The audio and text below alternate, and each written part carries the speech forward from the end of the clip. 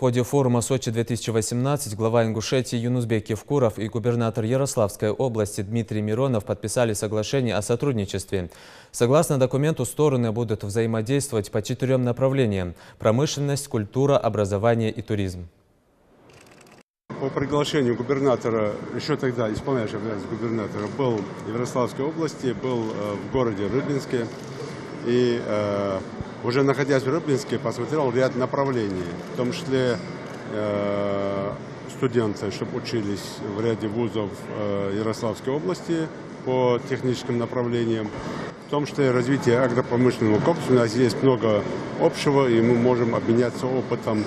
И поддержка малого и среднего предпринимательства. Мне понравился ряд проектов, которые уже тогда еще исполняющий обязанности губернатора внедрил в Ярославскую область. Мои уже люди поработали по линии Министерства экономики и по линии Министерства труда по поддержке, в том числе социально незащищенных людей в области.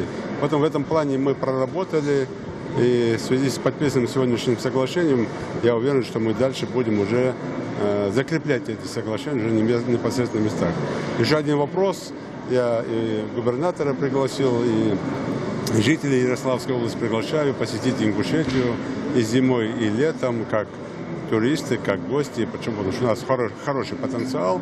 А в свою очередь, конечно, буду предлагать жителям республики посетить Ярославскую область, и особенно вот такие громадные водные просторы, посещения и вот эти исторические места. Кстати, я в республике по телевидению выступил и сказал, что, оказывается, первая биржа хлеба и вообще первое направление, которое начиналось обеспечение хлебом страны, России в того периода было с Рыбинска. С Рыбинска. И неспроста наша первая встреча произошла в Рыбинске, на Ярославской земле, где вы приняли активное участие в днях города Рыбинска. И, конечно, мы заинтересованы в расширении наших связей с Республикой Ингушетия, с республиками Северного Кавказа в области общественных связей, культуры, образования, творчества, туризма и, конечно же, в области образования, о чем вы сказали. Мы, конечно, эти направления будем развивать и развивать отношения в области агропромышленного комплекса.